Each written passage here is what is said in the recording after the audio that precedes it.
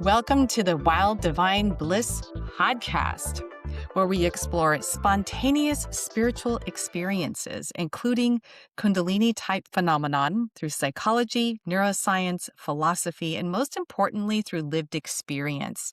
This podcast really focuses on normalization of these phenomenon and integration and creating language and frameworks for these experiences because they don't really fit neatly into any existing models.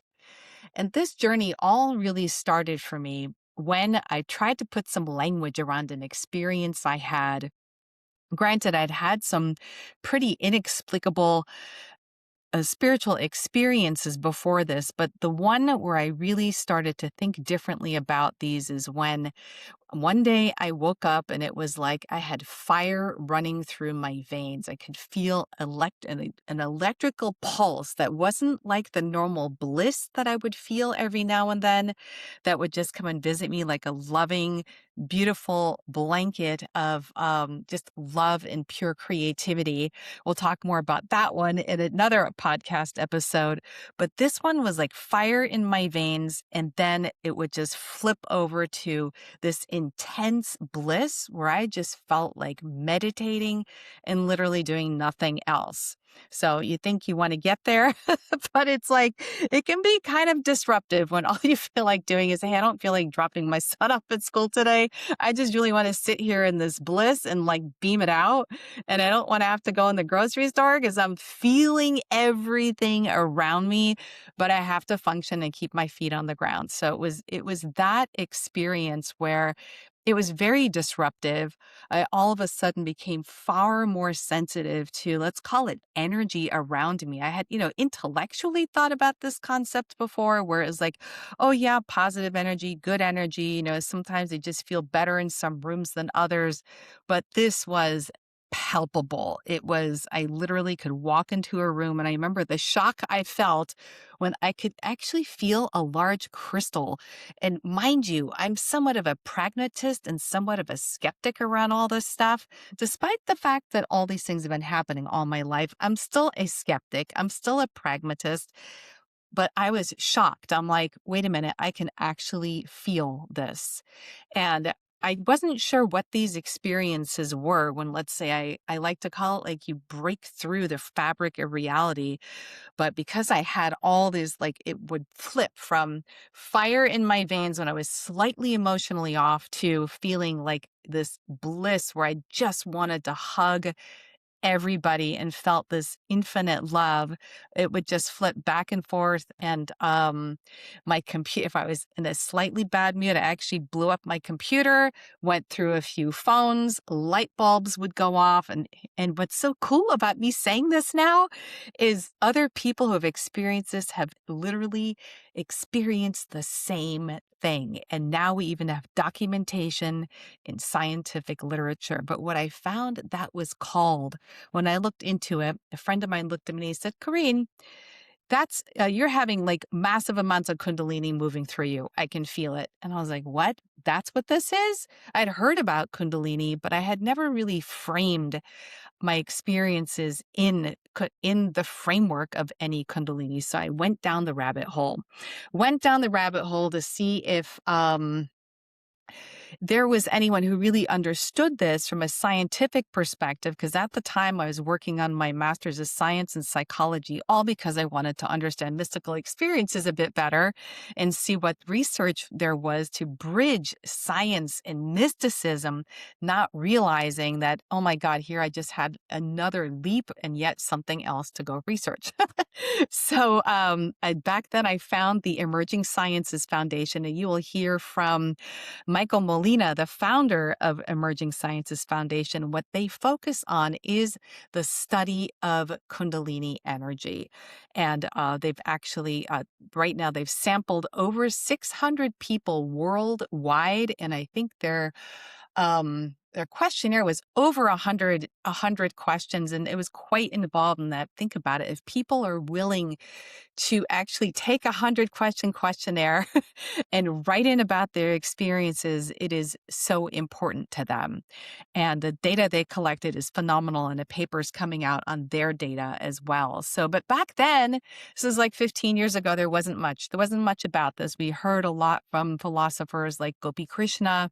There were a lot of things in the works of Eastern mysticism, particularly Hinduism. There were some things mixed in with other cultures, but it wasn't a lot of stuff. And so basically, I've been collecting data as time has gone on. And now here we are in 2026. And I'm actually, this kind of stuff excites me. Like, I'm excited. I was so excited to find we actually have academic peer-reviewed papers on this.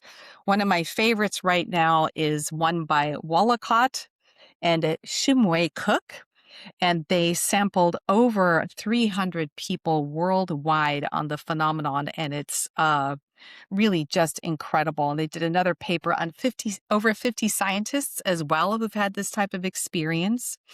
And of course, we had the groundbreaking work of Cornell and Luke on spontaneous spiritual awakenings. That was phenomenology, altered states, and individual differences in well-being through the process. And of course, I'm putting all of this information in the show notes for you, because if you're here, you're probably also curious about how the heck can these experiences be explained through, I call it pragmatic science, and that we can all share our information together and really see what's really going on here. One of the things that's so fascinating to me is there's so many myths that are basically propelled through time, through, Carl Jung brought a lot of information back from his studies in the East, and we started building on what he believed and then added in flavors from different types of Eastern philosophies and developed our own framework. It's more of a new age framework of what is Kundalini, where does it come from? And there's some myths around it that we find now from studying other people's experiences and listening to them. We're like, wow, these things aren't even true. Like, one of them is that Kundalini arises from the base of the spine. And we found that actually in some of the ancient Eastern literature, they talk about it coming from the heart as well. And that's in one of the Tibetan practices. That is Yeshe Chogyal, her talked about Kundalini coming from the heart. I mean, these things blow my mind because that's where I felt it. The very first time I had one of these experiences, I was actually in New Mexico. And that's a whole different one than the one I was just talking about with fire moving through my veins. I felt it really emanating from my heart. And it was a sudden expansion of consciousness where I suddenly became extremely clairvoyant, extremely psychic, and had that incredible taste of, let's call it oneness. It was far beyond that. It was like my entire consciousness felt like it expanded throughout infinity. And it was, but everything came from let's call it a droplet of bliss that came from the thought. I was driving, by the way, when this happened. I'm driving from Santa Fe to Black Mesa, where I lived at the time. And I'm looking at the sky going, oh, wow, it's so beautiful. The sky loves the earth. And in that split second, it was like this explosive love and expansion of consciousness took me over. And that lasted for about a month. And I've had other people who've had these same experiences talk about such similar things. It can just be a simple thought while you're walking or driving or cooking even. I mean, it's like the craziest thing where these things can happen. And of course, you can meditate and try to ignite these things as well through some very well-known practices. But we're talking on this particular podcast more about when these things happen from a more sudden perspective. So, anyway, let's talk more about that. So one of the questions I get quite often is, how do I know if I've had a spontaneous spiritual awakening? Also, sometimes in academic circles called SSAs. And if you're really curious about the academics, you'll find it listed in there as SSAs, or Kundalini type experiences. And that is called SKAs, spontaneous Kundalini experiences.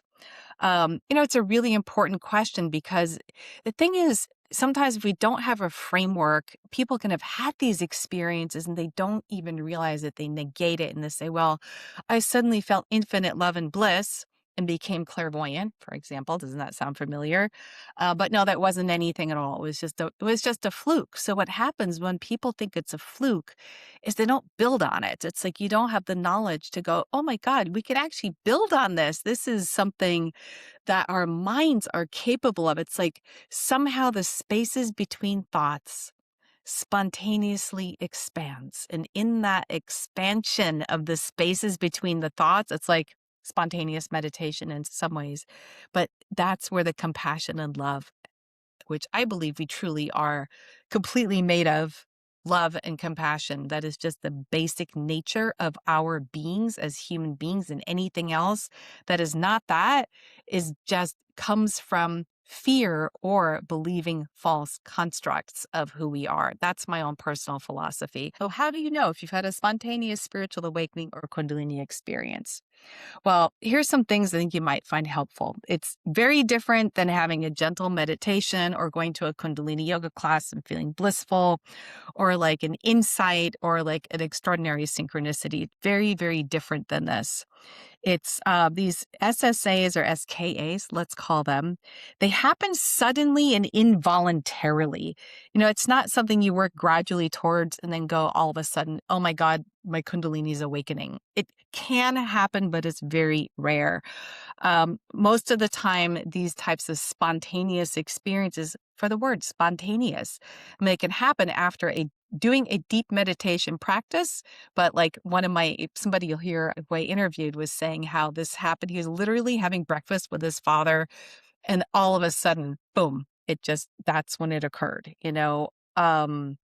So it's spontaneous. It's kind of like the experience comes to get you. It's really fascinating. But it's not scary. That's what's so cool about it. The second thing is like the emotions that you get with they can be overwhelming, and it's something you're not really prepared for. It can be, but they're very, very intense. So it's overwhelming senses of love, bliss, peace, and even clarity. And sometimes you don't even realize that you have them, but you realize they're not really feelings. They emanate from inside of you. Like when I've had those moments of bliss, it's not an emotional state. It's literally something that just emanates. It is not a feeling. So I'm sure you're going to hear from a lot of more guests aside from me who talk about this. I'm so excited. I've already got 6 people lined up for this podcast. And I've heard most of their stories so far, and it's just phenomenal, the similarities that people feel. Another thing, how do you know you've had one of these? Your body responds, some of it, especially with Kundalini, they don't always happen. Sometimes people have these, let's call them expansions of consciousness without feeling, like currents of energy moving through them, tingling, spontaneous movements. Sometimes people will find themselves doing yoga kriyas automatically. And, the theory behind that, because it's really just a theory, is that the reason that these kriyas were developed to begin with is to move energy through your meridians. And so if your body's automatically moving into them, your body is literally moving the energy through your meridians in order to get this larger impulse of energy moving through you. So pretty amazing stuff. Actually, I worked with a client once who sent me a video of when there was energy moving through him, right through the solar plexus. And it was really interesting to watch, like the waves moving through the body. It's extremely what do you call it? It's involuntary. You can't make it up. It's like you can't make it up if you tried.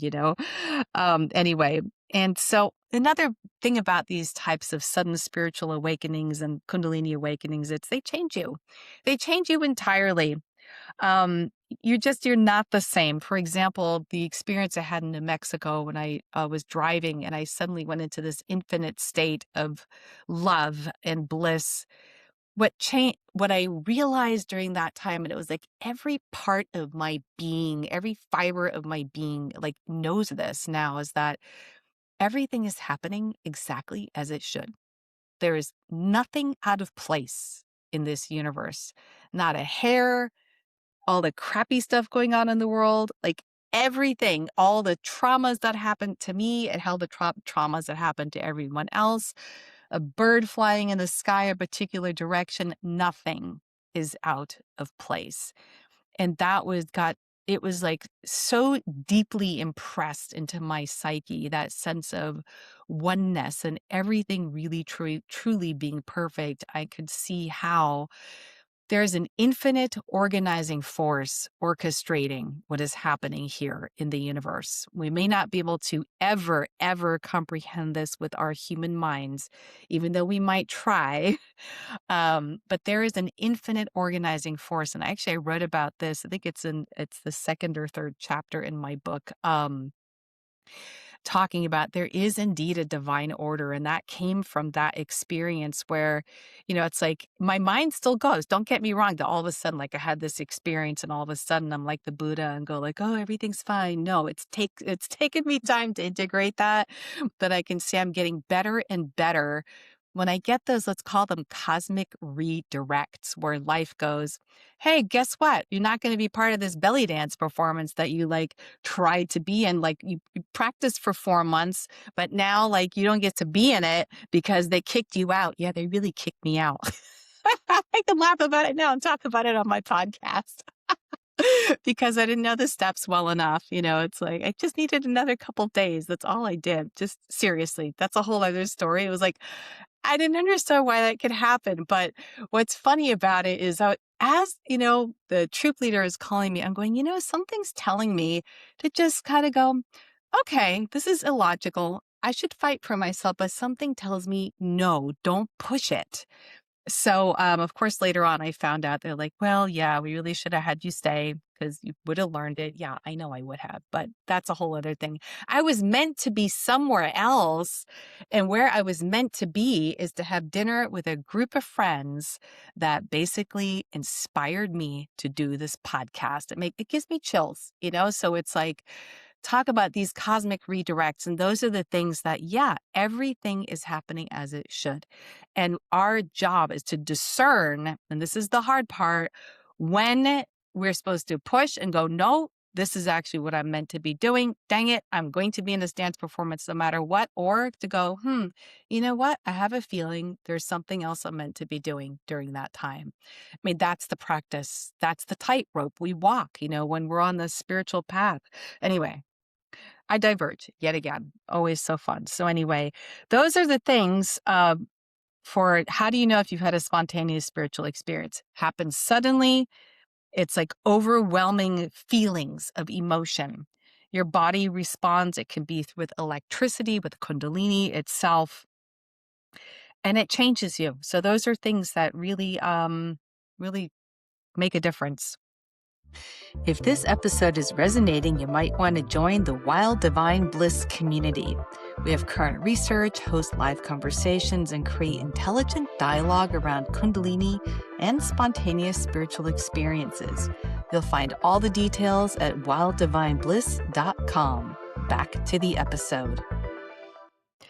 So I do want to mention in this very first podcast that there are some frameworks, and why I'm looking at frameworks in this particular podcast. So I'm going to be interviewing people, finding out what their experience is, what they thought this experience was before they learned about what Kundalini was.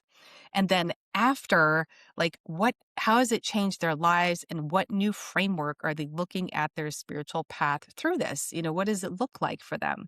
And so far, the things I found, it has a lot to do with your upbringing.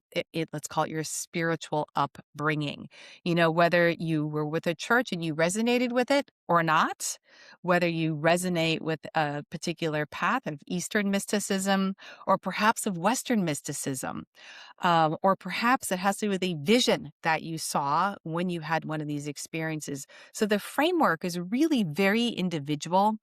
And so I wanted to mention that. So for example, the ones that I find very disempowering, and stay with me here, there's a new age one. And, some say, oh, you've had a Kundalini experience, therefore you're ascending This is enlightenment. The energy knows what it's doing, and everything is a sign of progress. You know, you have to ask yourself, it's like, but the real questions are, how do I feel? Because not everybody feels great after they've had one of these experiences. And most of the time, people who don't have a good time with this, it's because there's been a pre-existing condition with mental health.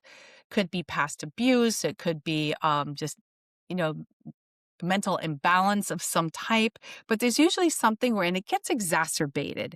And I think that is why, like, the Eastern traditions that have really cultivated paths to open up this energy had people go through so many years of practice, basically clearing out your inner demons. You can call it your inner demons, but I don't like to use that word. It can get misconstrued, but it's your own inner this disempowering stories. You can call them your shadows, you know, but they need to be cleared out before, let's say you've got a massive surge of energy. And I like to think of this in a very practical way, because think about it. What happens with these Kundalini experiences, you suddenly get a massive electrical charge moving through your body. It's literally what it is. It feels like electricity. Your heart's electric. We wouldn't be here if we weren't beating with electricity. To think about it. I mean, that's what's so fascinating. So, of course, we create electrical field around our body because our hearts are beating. And we're used to having a certain amount of electrical charge going through us. So mind you, this is my own theory, but stay with me here.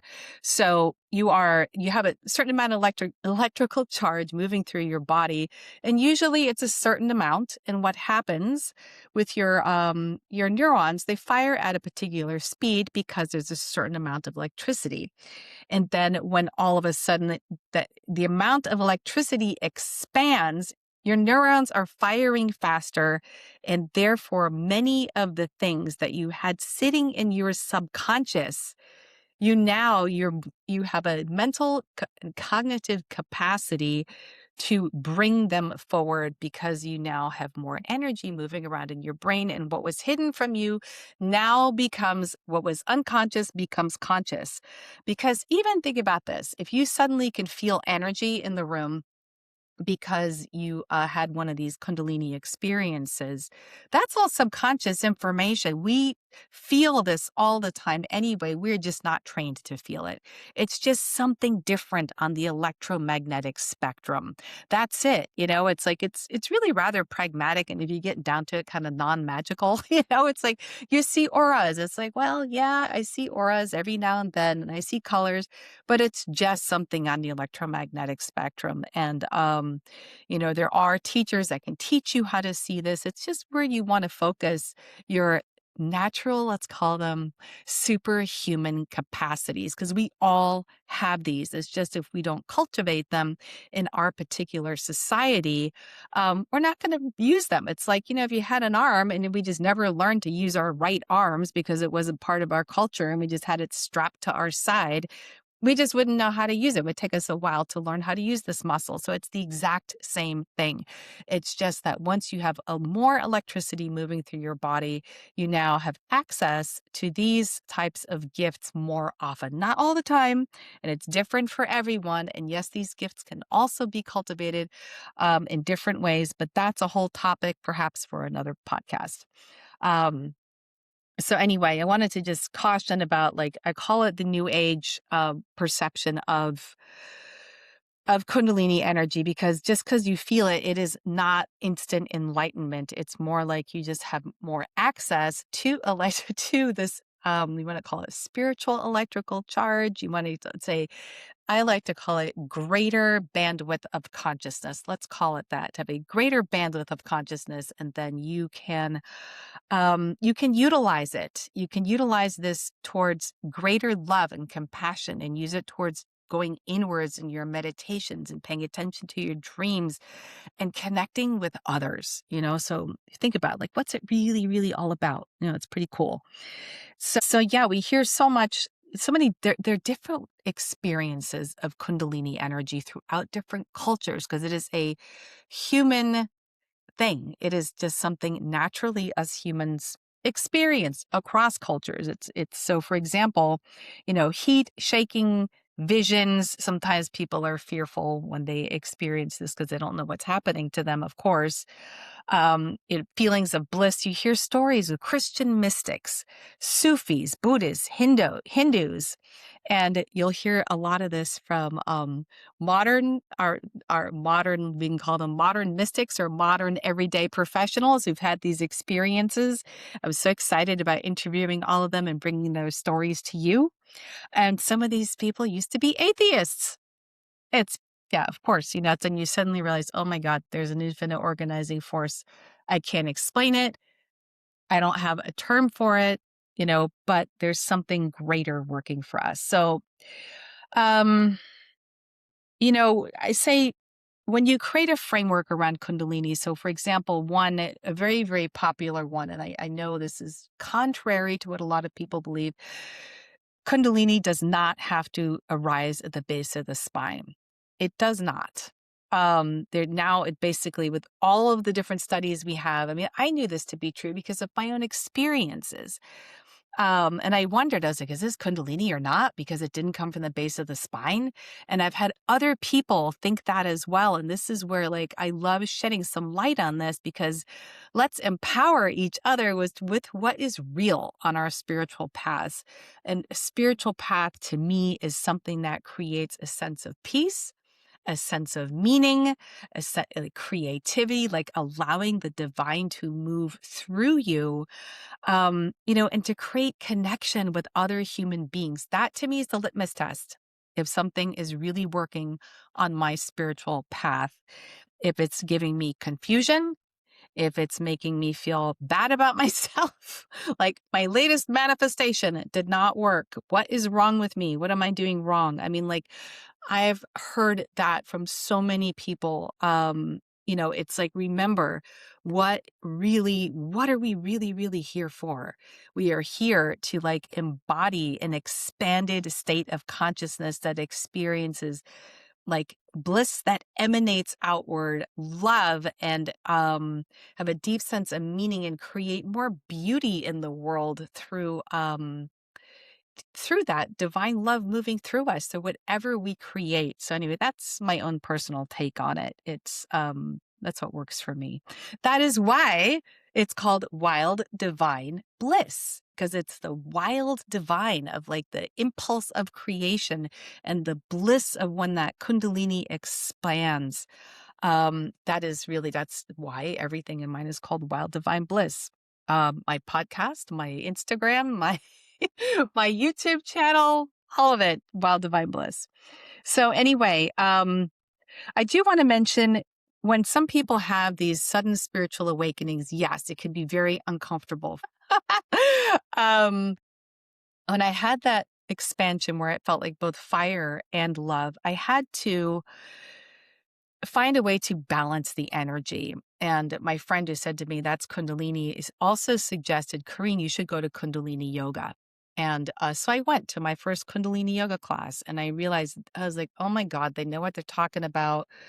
It's because it's about access to the soul. It's about getting in touch with your soul. And I was like, yes, this is what it's about. It's about getting in touch with your soul. And for me, it was also about learning to balance the energy in my meridians. And this is what Kundalini yoga really did for me. It helped me balance the energy. So I became a Kundalini yoga teacher. I went through the training as well. And also, what I found with that particular framework, that I don't know if you call it a path, but it's definitely like a path of some kind, I found that the exercises, some of the kriyas, I could use them to expand my energy field and strengthen my aura. So now, with all this new energy I felt around me, I didn't feel like a victim. I felt empowered. I was like, wait a minute, I can, as long as I am firm in my own sense of self and my sense of soul, and I have enlarged my energy field through some of the practices, I can go anywhere. And I can do that today. I mean, of course, I can't, go anywhere like for months on end and not feel imbalanced. That I'm not there yet, or even weeks on end, it's like I'm definitely not there yet, but at least I've got the tools. So I can be a participant in life and I can go to all these places, where before it was very, very difficult. Even go to a noisy sports bar would have driven me crazy. But I can do that these days, and I can actually be with my friends and I can connect with other human beings and be more compassionate, and be present. And of course, it's a constant, it's always working on myself. It does not ever end. It's like, I don't think it's ever going to end, personal development, spiritual development, expanding Kundalini. And so anyway, yes, I wanted to say about it's not comfortable for some people. I want to make sure I say that. And, there are ways to get help to do that. Some of it is chiropractic. Some of it is acupuncture, acupressure. And I know there are many people out there that help people through these. Let's call them radical, uncomfortable awakenings, but they don't have to be that way. Many times people have very gentle experiences, or experiences of expansion that they're like, whoa, okay, they have what's called ontological shock. Their entire framework of reality has been entirely shifted. And so that takes some time. That does take time to psychologically integrate. Like, I really enjoy helping people with that. It's to find a new way of looking at the world. Like, even business owners that I've worked with, it's like, oh my God, now it's like I look at the world a different way. How can I integrate this into my business? Like, what is business and like Kundalini awakenings have to do with each other? And it's really about, what did you learn? How do you infuse that in your business culture? Like, how do you treat the people who are on your team? How do you treat the people who are your customers? How does it translate from your heart into the business? So that's where those things can really intersect. And, I've actually these amazing conversations with some scientists who've had these experiences as well, and worked with them, and to find like they feel like they're on a divine mission to really help humanity based upon the information that they receive.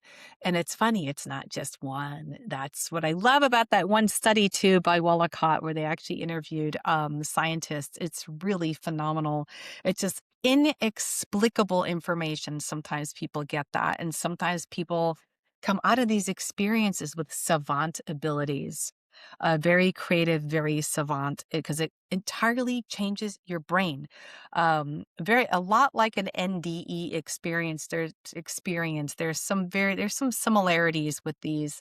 And one of these days, I'd love to have an expert on to talk about the similarities and differences between these two worlds, the NDEs and Kundalini experiences. So anyway, I am so excited for what's to come, the guests we're going to interview, to have you along for this ride. It's going to be amazing. Check out, of course, check out the website, Wild Divine Bliss. There's a community around this. You will meet other people who have had these experiences, because we all need each other to go, hey, you know what? That was actually real. I'm not crazy. This is the biggest thing I hear from people. I thought I was crazy. I thought I was crazy too. That's why I didn't want to talk about this for how many years. Finally, I got the guts to talk about this and do this podcast. So anyway, so excited about everything to come, and we will see you on the next episode.